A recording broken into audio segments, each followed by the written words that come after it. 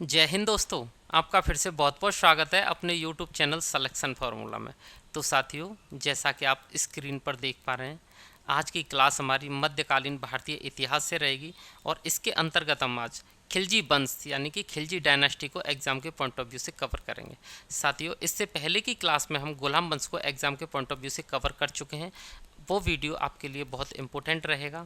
अगर आपने वो वीडियो नहीं देखा है तो आप चैनल पर जाकर प्लेलिस्ट में देख सकते हैं। तो दोस्तों, देर न करते हुए अपने वीडियो को शुरू करते हैं और सबसे पहले जानते हैं कि खिलजी डायनास्टी का उदय कैसे हुआ, खिलजी वंश का उदय कैसे हुआ। आप जानते ही हैं कि इससे पहले गुलाम वंश का जो अंतिम प्रमुख शासक था, अंतिम शासक तो दूसरा था लेकिन प्रसिद्ध प्रमुख शासक, बहुत ही ताकतवर शासक, वो था बलबन। ठीक है साथियों। और बलबन के बाद क्या होता है, बलबन अपने जीते जी अपने बेटे महमूद या मोहम्मद, ठीक है, को उत्तराधिकारी नियुक्त कर देता है। लेकिन ये उत्तराधिकारी जो महमूद था, ये युद्ध करते हुए मारा जाता है, तो ये अगला शासक नहीं बन पाता है। अब इसके बाद बलबन क्या करता है, बुगरा खां से पूछता है अपने दूसरे बेटे से, लेकिन वो कुछ दार्शनिक या फिलोसोफर टाइप का व्यक्ति था, वो शासन करने से बिल्कुल मना कर देता है। उसके बाद ये दूसरा भी कैंसिल हो जाता है, बुगरा खां भी नहीं मानता है। तो उसके बाद अगला शासक ये फिक्स करता है किसको, के खुसरो को। ठीक है साथियों, के खुसरो। और के खुसरो क्या करता है, ये राजा बन जाता है, इसको उत्तराधिकारी नियुक्त कर दिया जाता है। लेकिन इससे अमीर खुश नहीं होते हैं। तो साथियों, जो अमीर हैं ये इसको पसंद नहीं करते हैं, क्योंकि वो बहुत ही चालाक और माइंडेड व्यक्ति था। अमीर चाहते हैं कि सत्ता की कुछ पावर हमारे हाथ में रहे, तो जो शासक हो वो कुछ ऐसा होना चाहिए जो बहुत ज़्यादा इससे मतलब ना रखे, बहुत ज़्यादा महत्वाकांक्षी ना हो। तो अमीर के खुसरो को साइड में करवा देते हैं और अगला शासक किसे बनाते हैं, ये बनाते हैं साथियों कैकुबाद को। ठीक है, अब बात करते हैं कैकुबाद की। तो जब कैकुबाद शासक बनता है, इससे पहले के समय में ये बहुत बंदिशों में रहता है। बहुत ही ज़्यादा बंदिशों में रहने के बाद जब ये शासक बनता है तो इससे स्वतंत्रता फील होती है। जब ये खुद को स्वतंत्र फील करता है तो बहुत ही नशा पत्ते का प्रयोग करता है। ज़्यादा नशा कर लेता है तो इसका आधी बॉडी पैरालाइज हो जाती है, इसे लकवा हो जाता है। उसके बाद कुछ दिन बाद धीरे धीरे पूरा पैरालाइज हो जाता है। जब ये आधा पैरालाइज होता है तो अमीर बहुत खुश होते हैं, बोलते हैं अब तो ये किसी मतलब का ही नहीं रहा, सारी सत्ता हमारे हाथ में रहेगी। लेकिन जब ये पूरा पैरालाइज हो जाता है तो अमीरों को चिंता भी होती है कि भाई राजा या सुल्तान जो भी हो, ऐसा तो होना चाहिए जिससे हम कुछ परामर्श कर सकें, कुछ सुझाव दे सकें, कुछ सुझाव ले सकें और आगे बढ़ सकें। तो फिर वो सोचते हैं कि भाई राजा को बदलना चाहिए। फिर वो कैकुबाद की जगह इसके बेटे, जो कि 3-4 साल का बच्चा था एक, उसको शासक बना देते हैं, क्यूमर्स को। ठीक है साथियों, जब ये क्यूमर्स को शासक बना देते हैं तो खिलजियों की कहानी इस क्यूमर्स से शुरू होती है। क्यूमर्स बहुत ही छोटा होता है, तो क्यूमर्स के संरक्षक के रूप में एक व्यक्ति नॉमिनेट होता है, एक व्यक्ति इसका संरक्षक बनता है, उसका नाम है जलालुद्दीन। ठीक है, फिरोज खिलजी, जलालुद्दीन फिरोज खिलजी। हालांकि जलालुद्दीन की जो उपाधि है वो इसे बाद में मिलती है, इसका नाम होता है फिरोज खिलजी। ये उसका संरक्षक होता है क्यूमर्स का। शासन की लोलुपता भी मन में आती है फिरोज खिलजी के में, और ये डर भी रहता है कि इसे कोई मार के कोई दूसरा राजा ना बन जाए। तो इससे अच्छा ये सोचता है कि मैं ही इसकी हत्या करवा दूं और राजा बन जाऊं। तो एक दिन क्यूमर्स को, छोटे बालक को, ये बौक पर ले जाते हैं और वहाँ उसकी हत्या कर देते हैं। तो यहाँ से क्या होता है कि फिरोज खिलजी कौन बन जाता है, राजा। तो ऐसे करके खिलजियों का उदय होता है। ठीक है साथियों, तो खिलजी डायनास्टी के अंदर हम यही पढ़ेंगे कि खिलजी वंश का उदय कैसे हुआ, कैसे इन्होंने काम किया और फिर लास्ट में ये कैसे पतन होता है इनका। ठीक है, तो खिलजी वंश यहाँ से शुरू होता है। इसका समय साथी हो रहा है 1290 से 1320 तक, यानी कि इन्होंने कुल 30 वर्षों तक शासन किया है। तो दोस्तों, अब बात कर लेते हैं खिलजी वंश की। तो खिलजी वंश 1290 से 1320 तक चलता है और इसकी स्थापना जलालुद्दीन फिरोज शाह खिलजी द्वारा की जाती है। ठीक है, 1290 में। अब खिलजी कौन थे ये जान लेते हैं। तो खिलजी तुर्क थे, यानी कि मध्य एशिया के ही थे, लेकिन इनके पूर्वज पहले से अफगानिस्तान में आकर बस गए थे। अब खिलजियों के साथ एक चीज़ होती थी कि जो तुर्क थे वो ये कहते थे भाई अब तो तुम अफगानी हो, तुम्हारी तो कई पीढ़ी पहले तुम यहाँ से चले गए हो। तो वो इनको तुर्क नहीं मानते थे। ठीक है, और अफ़गानी बन के ये बात करते तो अफ़गानिस्तान के लोग ये कहते थे भाई तुम 3-4 पीढ़ी से यहाँ रह रहे हो, तुम मूलतः तो तुर्क हो, तुम अफ़गानी नहीं हो। हालांकि इन्होंने अफ़गानी जो रीति रिवाज थी और वहाँ की संस्कृति कल्चर थी उसको पूरी तरह अपना लिया था। तो इतिहासकारों के अनुसार जब खिलजी वंश का उदय होता है तो एक खिलजी क्रांति थी। अब खिलजी क्रांति का क्या मतलब है साथियों? तो जो खिलजी क्रांति है इसका मतलब है कि जाति और नस्ल आधारित जो शासन व्यवस्था पहले से चल रही थी उसकी अब क्या हो गई? समाप्ति। अब जाति नस्ल आधारित शासन व्यवस्था क्या थी?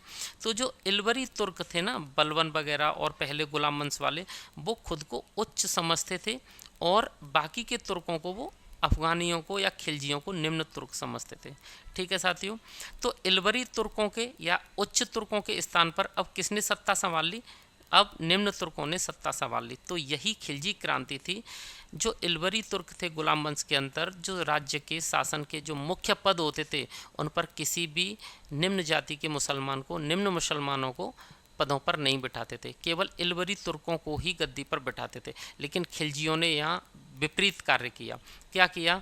जब जलालुद्दीन फिरोज शाह खिलजी ने खिलजी वंश की स्थापना की तो ये खुद राजा बना, ये अपने निम्न तुर्क समझा जाता था।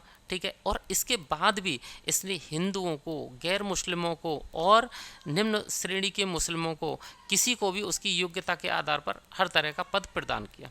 इसीलिए इसको खिलजी क्रांति कहा जाता है। ठीक है साथियों, अब आगे बढ़ते हैं और आगे देखते हैं कि खिलजी शासकों ने साम्राज्यवादी नीति को अपनाया।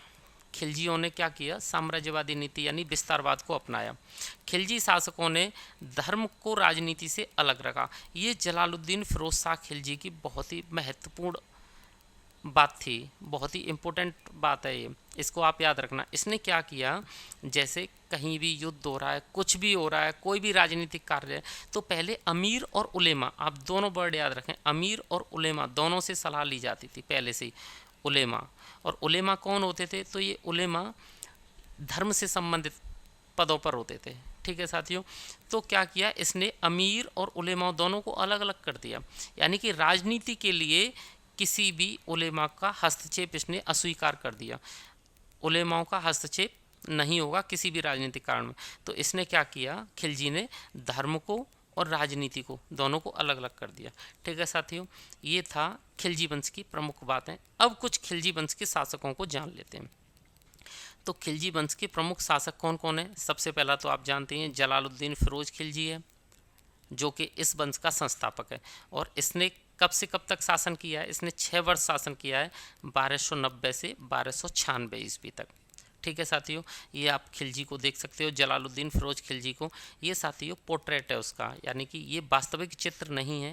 इनके चित्र उस समय इनका हुलिया लिखा जाता था राजा महाराजाओं का, और हुलिया के अकॉर्डिंग ही इनके पोर्ट्रेट, इनके चित्र बनाए जाते थे।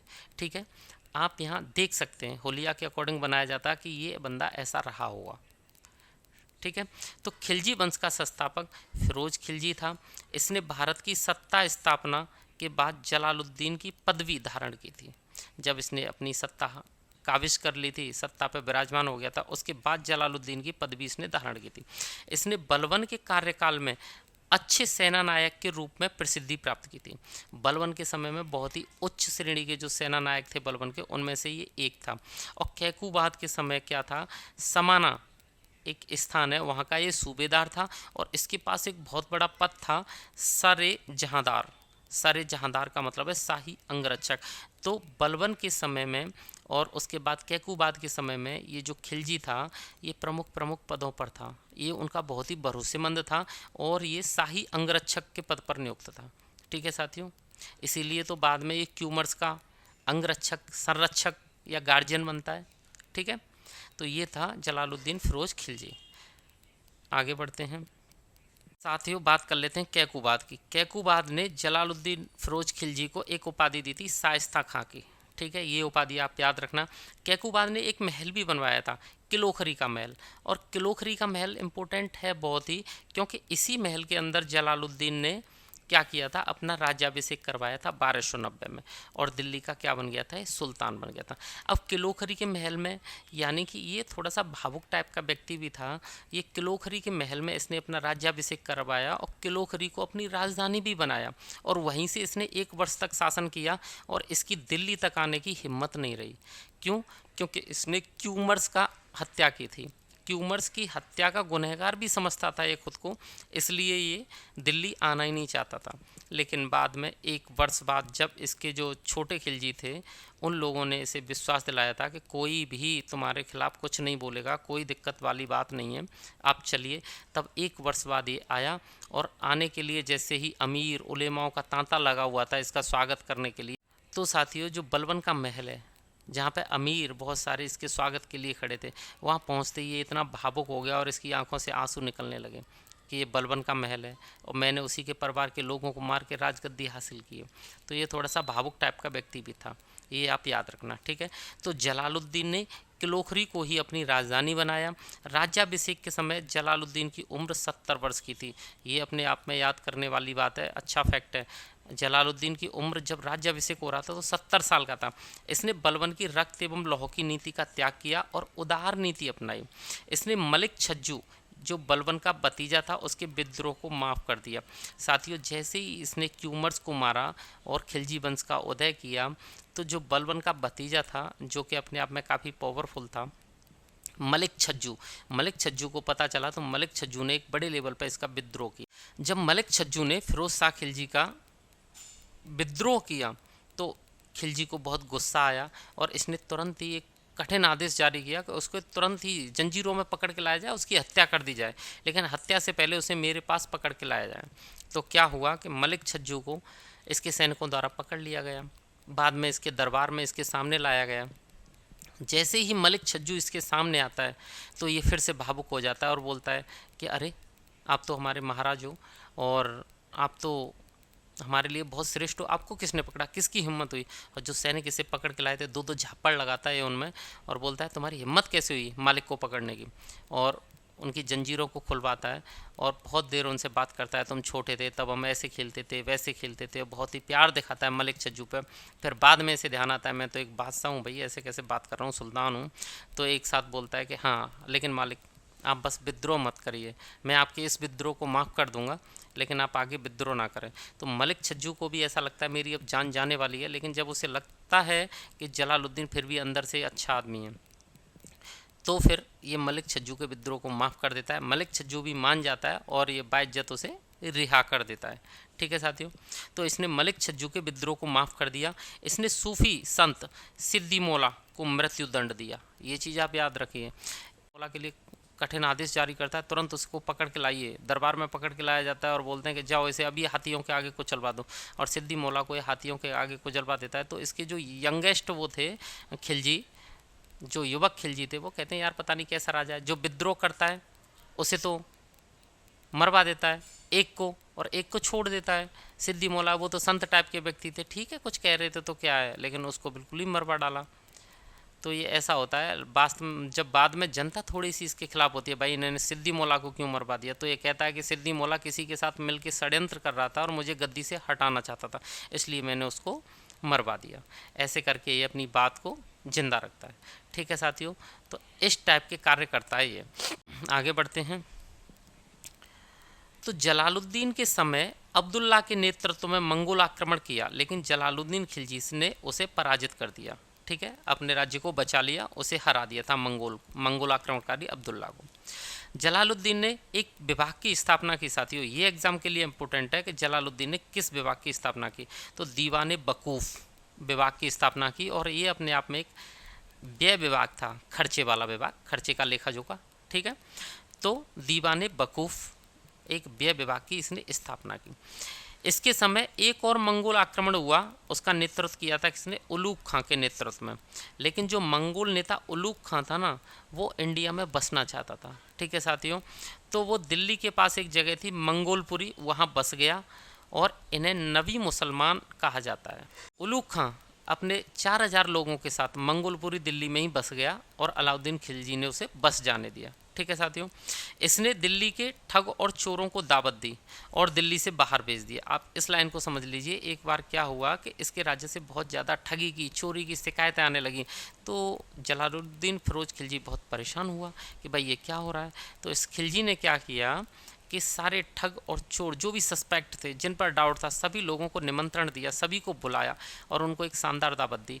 और ठग और चोर बहुत डर रहे थे भाई, हमें सुल्तान ने क्यों बुलाया है, सुल्तान हमें दावत क्यों दे रहा है, कोई खाना खा रहा था, कोई नहीं खा रहा था, बहुत प्यार से समझाया। बाद में फिर जब खाना सबने खा लिया, जैसा तैसा खाना था, तब बताया कि अब आप मेरे साथ आओ, और ये उसे यमुना नदी तक ले गया सारे लोगों को, और यमुना नदी के पास बोला कि ये नावें खड़ी हैं, ये मेरा राज्य है, यहाँ लूट चोरी डकैती इसकी जो शिकायत आ रही है, इससे मैं बहुत त्रस्त हूँ, मेरी जनता बहुत त्रस्त है, आज के बाद यहाँ से दिखना मत, तो दफ़ा हो जाओ बिल्कुल।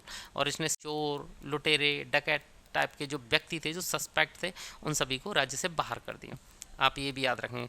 जलालुद्दीन के शासनकाल में अलाउद्दीन खिलजी ने देवगिरी पर आक्रमण किया, और वो देवगिरी को उसने जीत लिया था। ठीक है साथियों, अलाउद्दीन खिलजी बहुत ही लड़ाका था। वो इसका भतीजा था जलालुद्दीन खिलजी का, और इसका दामाद भी था। ठीक है, आगे बढ़ते हैं। अब आप ये याद रखना, अब पढ़ लेते हैं हम अलाउद्दीन खिलजी के बारे में। अलाउद्दीन खिलजी 1296 से 1312 तक इसने शासन किया है। ये अलाउद्दीन खिलजी का पोर्ट्रेट है। ठीक है, अलाउद्दीन खिलजी जलालुद्दीन खिलजी का भतीजा था, और साथ में उसका दामाद भी था। अलाउद्दीन के पिता की मृत्यु के बाद जलालुद्दीन ने उसका पालन पोषण किया, और बाद में उसे अपना दामाद भी बना लिया। ठीक है, अलाउद्दीन के बचपन के नाम साथियों, ये एग्जाम में कभी कभी पूछ लिए जाते हैं। अली गुरसाप, तो अलाउद्दीन के बचपन का नाम अली गुरसाप था। यह कड़ा और मानिकपुर का सूबेदार था। कड़ा और मानिकपुर का सूबेदार था। इसने देवगिरी पर आक्रमण भी किया था, और वहाँ को जीत भी लिया था। वहाँ से बहुत धन संपदा लूटी थी अलाउद्दीन खिलजी ने। ठीक है, और दिल्ली में प्रवेश के समय इसने ये धन कहाँ बांटा था, जनता में बांट दिया था। अब मैं आपको बताता हूँ आगे क्या होता है कि जब ये देवगिरी को जीत लेता है और बड़ा खुश होता है, बहुत धन संपदा लूट लेता है, तब ये कड़ा और वहीं रहता है मानिकपुर में, और इधर आता नहीं है क्योंकि वो वहाँ का सूबेदार था। तो जलालुद्दीन फिरोज खिलजी को कहीं से भनक लगती है कि ये मतलब अगेंस्ट जाने वाला है, ये विरोध करने वाला है या कुछ होने वाला है, और इस पर डाउट होता है। तो जलालुद्दीन फिरोज खिलजी अपने और लोगों से कहता है भाई मैं खुद जाऊंगा, वो मेरा भतीजा है। तो जलालुद्दीन फिरोज खिलजी वहाँ पे अपनी सेना लेके जाता है। जब सेना लेके पहुँच जाता है, ये खबर अलाउद्दीन को लग जाती है, तो अलाउद्दीन अपने किसी व्यक्ति को भेजता है कि भाई चाचा जी को बुला के लाओ, और उसे सिखा पढ़ा के भेजता है। तो वो जाके, अरे वो तो आपके लिए स्वागत की तैयारी कर रहे हैं, क्या क्या जीता है उन्होंने, कितना चांदी सोना जवाहरात लूटा है, उसे सजा रहे हैं आपको दिखाने के लिए, और आपके लिए भोजन की व्यवस्था करवा रहे हैं। जलालुद्दीन बहुत खुश होता है, और वो आदमी कुछ ही लोगों के साथ जलालुद्दीन को अंदर लेके चला जाता है, बाकी की सेना बाहर रुक जाती है। तो जैसे ही अलाउद्दीन उसे सामने दिखता है, तो अलाउद्दीन दूर से उसके पैरों में पड़ जाता है और गले लग जाता है, और उसकी प्लानिंग पहले से ही थी। जैसे ही गले लगता है जलालुद्दीन, वो बोलता है चाचा तुम मुझ पर शक कर रहे थे। जलालुद्दीन बोलता है नहीं जी। अलाउद्दीन बोलता है चाचा तुम मुझ पर शक कर रहे थे, मैंने सुना है। जलालुद्दीन बोलता है यार एक बार दिमाग में कचरा सा आया था, निकल गया, ऐसा कुछ नहीं है, कोई शक नहीं कर रहा था, पीछे से किसी को इशारा करता है और उसकी गर्दन अलग करवा देता है। तो इस प्रकार अलाउद्दीन जलालुद्दीन को मरवा देता है, खुद को यहाँ से सुल्तान घोषित कर लेता है। ठीक है साथियों, आगे बढ़ते हैं। अलाउद्दीन खिलजी शुरू से ही महत्वाकांक्षी था। इसने अपने चाचा जलालुद्दीन खिलजी की हत्या 1296 में कर दी थी, और अपने आप को सुल्तान घोषित कर दिया था। अलाउद्दीन ने खुद को सिकंदर सानी और सिकंदर द्वितीय सानी की उपाधि धारण की। इसके दो सपने थे, विश्व विजय और नया धर्म। तो साथियों मैं बताऊं, जो अलाउद्दीन था वो दो सपने देखता था। सबसे पहला सपना, भाई मैं एक नया धर्म बनाऊंगा, नया धर्म, और दूसरा सपना था इसका सिकंदर की तरह विश्व विजय का, कि मैं विश्व को विजय करूंगा, विश्व विजय का। लेकिन ये जो भी एक नॉर्मल सा एक कोतवाल था, वो इसका मित्रवत था, इससे बहुत फेमिलियर था, ये उसकी बहुत बात मानता था। ठीक है साथियों, अला उल मुल्क, तो ये अला उल मुल्क से मिलता है, अला उल मुल्क, उसकी बात ये ज़्यादा मानता था अलाउद्दीन। तो उससे मिलता है और बताता है कि भाई मेरा सपना है नया धर्म बनाऊंगा, पहला काम, दूसरा काम विश्व विजय करूंगा। वो उसको एक सलाह देता है कि भाई तू इनको ना स्थान चेंज कर दे, बस पहला सपना रख, तू पहले कर विश्व विजय। जब पहले विश्व विजय कर लेगा तो दूसरा काम तेरा बहुत आसान हो जाएगा, नया धर्म बनाना। हालांकि उला उल मुल्क थोड़ा सा, अला उल मुल्क बुद्धिमान टाइप का व्यक्ति था, वो जानता था इसमें से एक भी काम नहीं होने वाला। तो उसने क्या किया, इसको रिप्लेस करा दिया था बस, कि पहले तू विश्व विजय कर और दूसरा काम नया धर्म बना। ठीक है साथियों, तो अलाउद्दीन के सपने कौन कौन से थे, एक था विश्व विजय का और दूसरा था नया धर्म का। जब विश्व विजय का सपना था तो ये सिकंदर बनाना चाहता था आपको, द्वितीय सिकंदर, इसीलिए इसने उपाधि धारण की थी सिकंदर शानी की और सिकंदर द्वितीय शानी की। ठीक है। अब इसके समय में कुछ विद्रोह भी होते हैं साथियों। अब वो कौन कौन से विद्रोह होते हैं, तो 4 विद्रोह प्रमुख हैं। नवी मुसलमानों का विद्रोह, जो मंगोल 4000 वहाँ मंगोलपुरी में रह गए थे, बाद में उन्होंने विद्रोह कर दिया, ठीक है। मंगू खां का विद्रोह, अख्त खां का विद्रोह और हाजी मौला का विद्रोह। ये आप इसके विद्रोह में थोड़ी सी डिटेल याद रखेंगे, ठीक है साथियों। अब आगे बढ़ते हैं। अब विद्रोह रोकने के लिए अलाउद्दीन खिलजी के सुधार, विद्रोह से ज़्यादा इसमें सुधार जरूरी है आपको समझना कि भाई विद्रोह तो सारे राजाओं के शासनकाल में, सारे सुल्तानों के शासनकाल में हुए हैं, लेकिन किसी ने भी उनको रोकने के लिए कुछ प्रमुख सुधार नहीं किए हैं। लेकिन अलाउद्दीन ने यहाँ से कुछ सुधार किए। क्या किए? अलाउद्दीन को पता चला, उसने सोचा कि भाई विद्रोह किसकी वजह से होता है, तो विद्रोह की मुख्य वजह होती है अमीर, यही विद्रोह करते हैं या करवाते हैं। तो उसने सबसे पहले सोचा कि अमीर पर जब ज़्यादा पैसा नहीं होगा, केवल उसका लालन पालन ही हो पाएगा, तो वो विद्रोह करने की सोचेगा ही नहीं। अमीर राजा के बराबर धन संपदा इकट्ठी कर लेते हैं, धीरे धीरे फिर विद्रोह कर देते हैं। तो उसने सबसे पहला काम क्या करा, अलाउद्दीन खिलजी ने अतिरिक्त आय के स्रोतों को समाप्त कर दिया। जो अमीर थे उनके अतिरिक्त आय के स्रोतों को समाप्त कर दिया। दूसरा, उसने कारण देखा कि सब जो विद्रोह होते हैं उसका कहीं ना कहीं कारण शराब भी होता है, तो उसने शराब की जो गोष्ठियाँ थी उन पर प्रतिबंध लगा दिया, ठीक है। और एक उसने सोचा कि ये अमीर हैं, ये आपस में ज़्यादा घुल मिल जाते हैं, बहुत खास हो जाते हैं एक दूसरे के। और ये खास कब होते हैं, जब ये एक दूसरे के साथ वैवाहिक संबंध, रिश्तेदार बन जाते हैं। जब रिश्तेदार बन जाते हैं तो एक दूसरे के बहुत खास हो जाते हैं, कोई भी बात बाहर नहीं आने देते और राजा के खिलाफ विद्रोह कर देते हैं। तो इसने एक नियम बना दिया था कि अमीर आपस में जो भी वैवाहिक संबंध करेंगे उसमें अलाउद्दीन खिलजी की अनुमति जरूर लेंगे, ठीक है साथियों। अलाउद्दीन खिलजी ने एक काम और किया, गुप्तचर व्यवस्था को बहुत दुरुस्त किया।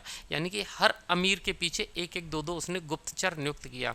वो जानता था चाहे मेरे गुप्तचर बिल्कुल काम न करें, लेकिन इन पर मेंटली प्रेशर इतना रहेगा कि हमारे पीछे गुप्तचर लगे हैं, तो ये उल्टा सीधा कुछ भी नहीं करना चाहिए, ठीक है। तो अलाउद्दीन ऐसा पहला सुल्तान था जिसने स्थायी सेना की व्यवस्था की। साथियों, स्थायी सेना की व्यवस्था अलाउद्दीन ने क्यों की? पहले सेनाएं टेम्परेरी होती थी, लेकिन अलाउद्दीन ने पहली बार स्थायी सेना की व्यवस्था की और स्थायी सेना के साथ उसके वेतन की भी व्यवस्था की, ठीक है। स्थायी सेना प्लस उसको क्या देता था, ये वेतन देता था, ठीक है। पहले साथियों लूट का माल जो सेना लेके आती थी उसे बोला जाता था खुम्स, ठीक है, खुम्स। और खुम्स का क्या किया, पहले सेना को 80% जाता था खुम्स का और 20% जाता था राजा को, लेकिन इसे उल्टा कर दिया, ठीक है। ये सेना का था लेकिन इसको भी इसने उल्टा कर दिया। अब राजा को जाता था खुम्स का 80%, ठीक है, और सेना को जाता था 20%। लेकिन सेना 20% के साथ भी काफ़ी खुश थी क्योंकि उसे प्रॉपर सैलरी मिलती थी, वेतन मिलता था। तो ये परिवर्तन किया था इसने स्थायी सेना। क्यों बनाई स्थायी सेना? क्योंकि इसका सपना क्या था, विश्व विजय का। आप ये याद रखेंगे, आपको ये याद भी रहेगा, ठीक है। तो अलाउद्दीन खिलजी ने क्या सुधार किए, इसके सुधार बहुत इंपॉर्टेंट है। तो इसने अमीरों के अतिरिक्त आय के स्रोतों को समाप्त कर दिया, शराब की गोष्ठियों पर प्रतिबंध लगा दिया। अमीरों में जो वैवाहिक संबंध होंगे तो वो राजा की अनुमति से, सुल्तान की अनुमति से होंगे। अलाउद्दीन खिलजी ने गुप्तचर व्यवस्था को दुरुस्त किया और ये पहला ऐसा सुल्तान था जिसने स्थायी सेना की व्यवस्था की, ठीक है साथियों। अब आगे बढ़ते हैं। अब इसके कुछ अभियानों के बारे में जान लेते हैं कि इसने कहाँ कहाँ कौन कौन से अभियान किए। तो अलाउद्दीन खिलजी के अभियान, इसके साथियों अभियान बहुत इंपॉर्टेंट है, थोड़ा सा इनके बारे में आप अच्छे से समझना। पहले गुजरात अभियान, ठीक है। 1299 से अलाउद्दीन खिलजी अपने अभियान करना शुरू करता है।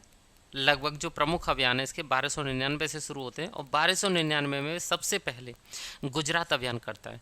जिस समय ये गुजरात अभियान करता है उस समय गुजरात का जो शासक था वो कर्ण सिंह था, ठीक है। तो ये कर्ण सिंह से जब इसका युद्ध चलता है तो कर्ण सिंह इससे पराजित हो जाता है।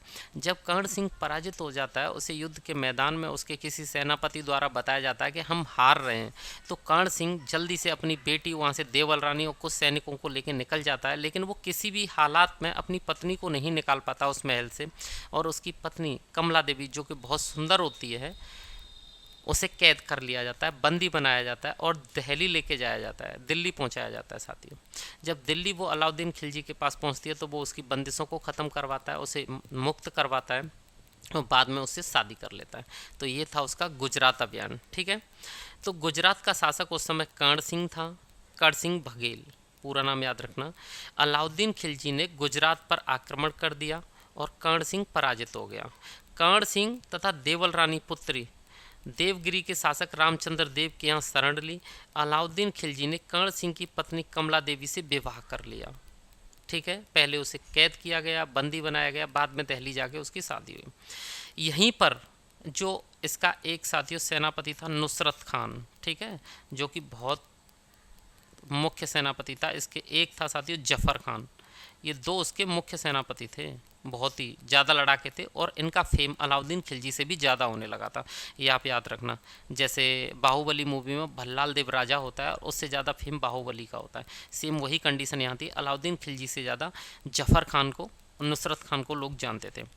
तो यहीं पर नुसरत खान एक व्यक्ति को खरीदता है जिसका नाम होता है मलिक काफूर, और ये मलिक काफूर आगे तुम्हें पढ़ने को मिलेगा। ठीक, तो गुजरात अभियान के समय ही जो नुसरत खान है वो एक किन्नर, हिंदू किन्नर मलिक काफूर को खरीदता है। नुसरत खान ने खरीदा था। मलिक काफूर हिंदू था लेकिन बाद में मुस्लिम धर्म को स्वीकार कर लेता है। मलिक काफूर, ये साथियों काफूर है, 1000 दीनारी भी कहा जाता है इसको, क्योंकि नुसरत खान इसको 1000 दीनार में खरीदता है और उस समय 1000 दीनार एक बहुत बड़ा अमाउंट होता था। ठीक है, तो ये बहुत महंगा दास था मलिक काफूर। ठीक है साथियों, इतना आपको समझ में आया होगा गुजरात अभियान, ये इंपॉर्टेंट है। यहाँ मैं थोड़ा सा रिपीट आपको करा देता हूँ। तो गुजरात अभियान जिस समय इसने किया था, तो 1299 में इसने गुजरात अभियान किया अलाउद्दीन खिलजी ने, और गुजरात का शासक उस समय कर्ण सिंह बघेल था। अलाउद्दीन ने कर्ण सिंह पर आक्रमण किया और कर्ण सिंह को हरा दिया। तो कर्ण सिंह अपनी पुत्री देवल रानी को लेकर देवगिरी के शासक रामचंद्र देव के यहाँ इसने शरण ली। अलाउद्दीन खिलजी ने कर्ण सिंह की पत्नी कमला देवी से विवाह कर लिया था और यहीं पर नुसरत खान ने एक मलिक काफूर नाम के हिंदू किन्नर को खरीदा था। मलिक काफूर को 1000 दीनारी के नाम से भी जाना जाता है। ठीक है साथियों, आगे बढ़ते हैं और अब देखते हैं इसका दूसरा अभियान, रणथंबोर अभियान, जो इसने 2 साल बाद किया था। ठीक है, तो रणथंबोर अभियान ये इसने 2 साल बाद किया था 1301 ईस्वी में, और यहाँ का शासक था हम्मीर देव।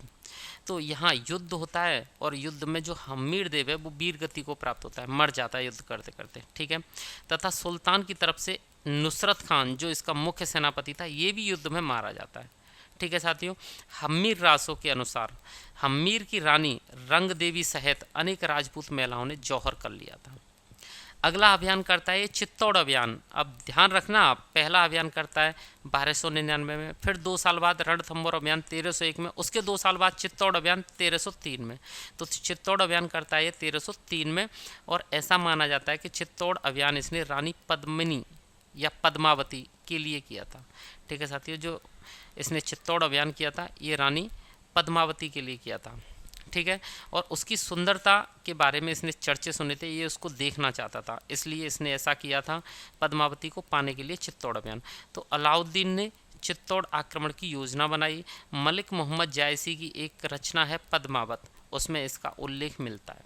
ठीक है साथियों, इसमें उल्लेख मिलता है। और चित्तौड़ अभियान के समय क्या हुआ था, अमीर खुसरो भी अलाउद्दीन के साथ था। उस समय चित्तौड़ का राजा राणा रतन सिंह था। अलाउद्दीन खिलजी ने चित्तौड़ के जो किले थे उसकी घेराबंदी कर ली थी और रतन सिंह ने उसके साथ बहुत लंबा युद्ध किया था। 7-8 महीने तक इनका युद्ध चला था। बाद में रतन सिंह इस युद्ध को हार जाता है साथियों। ठीक है, ये था चित्तौड़ अभियान इसका। इसे पहले रिपीट कर लेते हैं फिर आगे देखते हैं। तो रणथंबोर अभियान कब किया इसने, 1301 में किया। यहाँ का शासक हम्मीर देव था। हम्मीर देव लड़ते लड़ते वीरगति को प्राप्त हुआ और नुसरत खान इसका जो मुख्य सेनापति था वो भी यहाँ मारा जाता है। इसकी जानकारी हमें हम्मीर रासों से मिलती है। हम्मीर रासों के अनुसार जो यहाँ की रानी थी ना हम्मीर की रंग देवी, वो अनेक राजपूत महिलाओं के साथ जौहर कर लेती है। अब चित्तौड़ अभियान 1303 में करता है ये, और ऐसा माना जाता है रानी पद्मावती के लिए अभियान करता है अलाउद्दीन, और मलिक मोहम्मद जायसी की पद्मावत से इसकी जानकारी मिलती है। ठीक है साथियों, तो जब ये चित्तौड़ का किला, आप यहाँ देख सकते हैं कितना सुरक्षित किला था। तो जब ये चित्तौड़ का अभियान करता है तो अमीर खुसरो इसके साथ होता है। चित्तौड़ का राजा कौन होता है उस समय, राणा रतन सिंह होता है। रतन सिंह और इसके बीच में 7-8 महीने तक युद्ध चलता है। तो अलाउद्दीन खिलजी ने चित्तौड़ के किले की घेराबंदी कर ली। चित्तौड़ के राजा राणा रतन सिंह ने घेराबंदी के बावजूद भी 7-8 महीने तक इसके साथ युद्ध किया। ठीक है, अलाउद्दीन के द्वारा जब किले पर धावा बोला तो रानी पद्मावती जब ये किले के अंदर घुस गया, जब रानी को लगा कि वे आने वाला है, तो रानी पद्मावती अनेक राजपूत महिलाओं के साथ जौहर कर लेती हैं। और ये जौहर साथियों अपने आप में बहुत ही मतलब उस समय की बड़ी घटना थी। ठीक है, आप ये याद रखना। तो ये था इसका चित्तौड़ का अभियान, और ये चित्तौड़ का किला आप देख सकते हैं। ठीक है साथियों, अब आगे बढ़ते हैं और अब देखते हैं इसने 1305 में मालवा अभियान किया और उस पर भी विजय प्राप्त की। फिर 3 साल बाद 1308 में मारवाड़ पर विजय प्राप्त की। 1311 में इसने जालौर पर विजय प्राप्त की और दक्षिण भारत के अभियानों का नेतृत्व मलिक का। उसके बाद साथियों इसकी नज़र साउथ में जाती है, फिर ये दक्षिण के अभियान करता है और दक्षिण के अभियान में इसका जो मुख्य सेनापति होता है वो होता है मलिक काफूर। तो मलिक काफूर दक्षिण के अभियान करता है। पहला अभियान वो इधर करता है महाराष्ट्र वाले एरिया में, और दूसरा करता है वारंगल वाले एरिया में। ठीक है साथियों, तो यहाँ पहला करता है, यहाँ दूसरा, फिर तीसरा और चौथा ऐसे करता है। यहाँ लास्ट में ये करता है मदुरई अभियान बोल सकते हैं आप इसे। ठीक है, तो ये वाला जो अभियान है मदुरई अभियान, ये इसका सबसे सफल अभियान होता है। और यहाँ पांड्य वंश के शासकों होते हैं साथियों। वारंगल में उस समय काकतीय वंश होता है और यहाँ यादव वंश होता है। तो ऐसे करके अलग अलग वंश यहाँ राज्य करते हैं और अलाउद्दीन क्या करता है, एक एक करके सब पर आक्रमण करता है। तो साथियों यहाँ वारंगल में उस समय प्रताप रुद्रदेव का शासन था, और प्रताप रुद्रदेव अलाउद्दीन को क्या भेंट करता है, मलिक काफूर को हीरा, कोहिनूर हीरा। ठीक है, तो जब मलिक काफूर दक्षिण के अभियान करता है तो प्रताप रुद्रदेव ने मलिक काफूर को कोहिनूर हीरा दिया। इसका मदुरई अभियान सबसे सफल अभियान था। वीर पांड्य ने अधीनता स्वीकार नहीं की। ये मदुरई में ही था साथियों, वीर पांड्य जो राजा था यहाँ का, और एक था इसका छोटा भाई सुंदर पांड्य। सुंदर पांड्य और वीर पांड्य दोनों यहाँ शासन करते थे, लेकिन सुंदर पांड्य ने विभीषण वाला काम किया। वो सीधा मलिक काफूर से मिल गया और मलिक काफूर से मिल के सारी अपने राज्य की वीकनेस बता दी, और फिर मलिक काफूर यहाँ अच्छे से जीत जाता है और ये उसका सबसे सफल अभियान होता है। ठीक है, अब आगे बढ़ते हैं और अब देख लेते हैं अलाउद्दीन खिलजी के सैन्य सुधार। किसने सेना में क्या सुधार किया, वो वैसे मैं आपको बता चुका हूँ अभी। अलाउद्दीन खिलजी के सैन्य सुधार। ठीक है, तो अलाउद्दीन ने स्थायी सेना का गठन किया और उन्हें वेतन देना प्रारंभ कर दिया। जो खुम्स, जो लूट का धन आता था, उससे सैनिकों में हिस्सेदारी को इसने कम कर दिया। पहले सेना का हिस्सा 80% होता था और सुल्तान का 20%, लेकिन साथियों अलाउद्दीन ने सुल्तान का जो हिस्सा है वो 80% बना दिया और सेना का हिस्सा 20% कर दिया सैनिकों का। और इसने एक काम और करा, जब सैनिक युद्ध के समय जाते थे, ये ध्यान रखना साथियों, तो जैसे ही जिस घर परिवार से सैनिक है उस घर परिवार में उस बच्चे को, उस युवा को वो रहने देते थे और उसकी ड्रेस पहन के कोई बड़ा बूढ़ा आदमी सेना में शामिल हो जाता था। इस तरह से जो सेनाएं कमज़ोर हो जाती थी और विश्व विजय का इसका जो सपना था वो ये देखता था कि भाई जब मैं भर्ती करता हूँ सेना को तो नए नए लड़के होते हैं, जब मैं युद्ध करने जाता हूँ तो वो अधेड़ होते हैं या ज़्यादा उम्र के लोग होते हैं जो ज़्यादा युद्ध करने में सक्षम नहीं होते। तो इसका मतलब है कि रिक्रूट होते हैं उस समय कोई और होता है, युद्ध करने कोई और जाता है। तो इसने क्या किया, सैनिकों का हुलिया लिखवाना आरंभ कर दिया। उसके चेहरे के 2 निशान 3 निशान लिखवाता था ये। ठीक है, ऐसे ही होता था साथियों, जो सैनिक होते हैं उनके पास घोड़ा होता था और अव्वल अव्वल दर्जे के शासक घोड़े खरीदते थे युद्ध के समय जीतने के लिए। और जो सैनिक होता था वो बाजार में जाके घोड़े बेच देता था, वहाँ से कोई मरियल सा घोड़ा ला के सेना में शामिल कर देता था, बोल देता था मर गया जी, बीमार हो गया, ये ऐसा हो गया, दूसरा घोड़ा चलिए। इसीलिए इसने घोड़े को दागने की यानी घोड़ों पर चिन्ह लगाने की प्रथा का भी आरंभ कर दिया। ये अलाउद्दीन खिलजी के क्या थे, सैन्य सुधार थे। एक बार इनको जरूर देख लीजिए। अलाउद्दीन खिलजी ने स्थायी सेना का गठन किया और उन्हें वेतन देना आरंभ किया। खुम्स यानी जो लूट का धन होता था उसमें सैनिकों की हिस्सेदारी को कम किया। कितना कम किया, पहले सैनिकों का हिस्सा होता था 80% और इसने उसे कर दिया 20%। पहले सुल्तान का हिस्सा होता था 20%, इसने कर दिया 80%। और इसने सैनिकों का हुलिया लिखवाना शुरू कर दिया और घोड़ों को दागने का, घोड़ों पर चिन्ह लगाने की प्रथा का आरंभ कर दिया। ये थे अलाउद्दीन खिलजी के सैन्य सुधार जो कि एग्जाम की दृष्टि से इम्पोर्टेंट हैं। क्वेश्चन आता है कि पहली बार घोड़ों को दागने का सिस्टम किसने शुरू किया, तो अलाउद्दीन खिलजी ने। ठीक है साथियों, पहली बार स्थायी सेना किसने रखी, अलाउद्दीन खिलजी ने। ठीक है, आगे बढ़ते हैं और अब देख लेते हैं शिहाबुद्दीन उमर जो कि अगला शासक होता है और 1316 में ईस्वी में वो शासक। इसका संरक्षक मलिक काफूर था और मलिक काफूर बहुत ही चालाक किस्म का व्यक्ति था। मलिक काफूर यहाँ तक आते आते अलाउद्दीन के फिनिश होने के बाद मलिक काफूर खुद सुल्तान बनने की चाह रखने लगा और उसे राजगद्दी की लोलुपता आने लगी। ठीक है, तो शिहाबुद्दीन उमर जो कि 1316 में शासक बना, इसका जो संरक्षक था वो मलिक काफूर था और मुबारक खिलजी ने मलिक काफूर की हत्या कर दी। इसमें साथियों क्या है कि लास्ट टाइम आते आते अलाउद्दीन खिलजी और मलिक काफूर का इतनी अच्छी जमती थी कि मलिक काफूर ने अलाउद्दीन खिलजी के 2-3 बेटे मुबारक खिलजी को और 2-3 बेटों को एक साइड से कहाँ करवा दिया था, जेल में डलवा दिया था। अब जब मलिक काफूर शिहाबुद्दीन उमर को शासक बनवा देता है, उसके बाद सोचता है कि मुबारक खिलजी कभी भी मेरे रास्ते में रोड़ा बन सकता है, इसलिए ये उसे मरवाना चाहता है और ये कुछ लोग भेजता है जेल में कि जेल में जाके मुबारक खिलजी का तुम चैप्टर क्लोज करके आओ। मुबारक खिलजी बहुत ज़्यादा बुद्धिमान नहीं था, लेकिन खोटा सिक्खा था, लेकिन उस दिन ये चल जाता है। जो लोग इसे मारने जाते हैं ये उनसे पूछता है, रुको 1 मिनट रुको भाई, मुझे मारो मत, मुझे पता है तुम मुझे मार दोगे, लेकिन पहले से ही मलिक काफूर भी वहाँ पूरी फील्डिंग जमाए बैठा है, जैसे ही तुम मुझे मार के जाओगे तो वो वहाँ जाके तुम्हें मार देगा, ठीक है? क्यों? और दोष लगाएगा कि इसने मुबारक खिलजी को मारा है इन लोगों ने, तो मैंने इनको मार दिया, किसी को भी पता नहीं चलेगा कि मुझे किसने मरवाया। इससे अच्छा है मैं तुमसे कहता हूँ कि तुम मलिक काफूर को ही मार दो और मैं राजा बन जाऊँगा, बाद में मैं तुम्हें बहुत धन दूंगा और तुम मेरे वफादार भी रहोगे। तो उन लोगों को ये सौदा मंजूर हो जाता है और वो वापस जाते हैं मलिक काफूर के पास। मलिक काफूर पूछता है, जी काम हो गया, मार के आ गए? वो बोलते हैं, जी अभी नहीं हुआ। तलवार निकालते हैं और सीधा मलिक काफूर को ही उड़ा देते हैं। तो ऐसे करके मलिक काफूर की हत्या हो जाती है। तो वो किसके द्वारा होती है? मुबारक खिलजी।